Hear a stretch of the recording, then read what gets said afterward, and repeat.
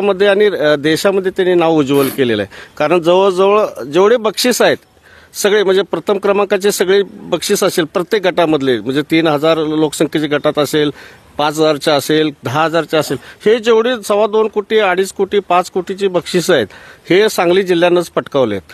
परंतु आम्हाला हे माझी वसुंधराबद्दल काही माहीत नव्हतं, म्हणजे काय गोष्टी आमच्या पहिल्या चुकील्या असतील काय, परंतु आम्ही मागच्या वेळी भाग घेतला, परंतु आमचा 400 मार्कामध्ये आमचं पण तालुक्यात नंबर आला तुमचा? तालुक्यात आला। किती बक्षीस मिळालं? बक्षीस वगैरे काय मिळालं नाही, समाधान मिळालं।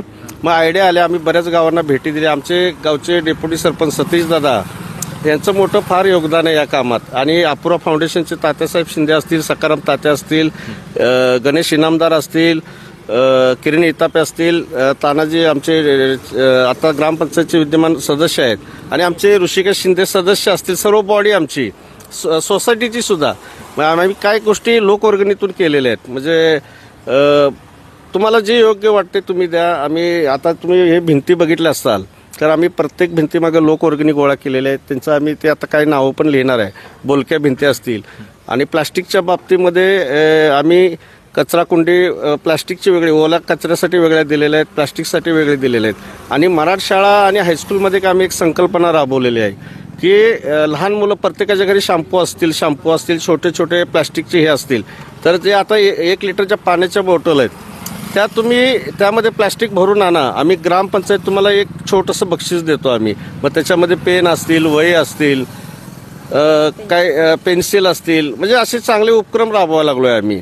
आणि गावातलं जवळजवळ आता 70 ते 80% प्लास्टिक बऱ्यापैकी म्हणजे मुक्त झालेलं आहे। आता गाव आमचं पूर्ण सोलरवरती आहे। महाराष्ट्रामधलं ही एकमेव पहिलं गाव आहे की मुख्यमंत्री सौर कृषी अभियान महाराष्ट्रामध्ये पहिली योजना राबवली तुम्ही? हा, आम्ही राबवली। त्याच्यानंतर एक खासगी प्रोजेक्ट आहे आमच्याकडं, तो विक्रमादित्य त्यांनी खासगी प्रोजेक्ट 7.5 मेगावॅटचा केलेला आहे, तो सुद्धा आमच्या गावामध्ये पूर्ण दिवसा लाईट आहे शेतकऱ्यांना।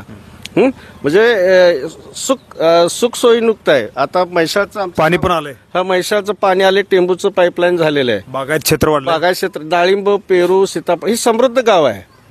म्हणजे टेंबूचा थोडा भाग राहिलेला आहे, पण समृद्ध गाव आहे आमचं। आणि येणाऱ्या भविष्य काळामध्ये वाळीखिंडी महाराष्ट्रामध्ये माझी वसुंधरामध्ये पहिला नंबर येईल आणि येणार याची ग्वाही देतो मी। आणि लोकांचं सहकार्य आम्हाला फार। तुमच्याबरोबर जत तालुका हा कायमस्वरूपी दुष्काळी तालुका आहे।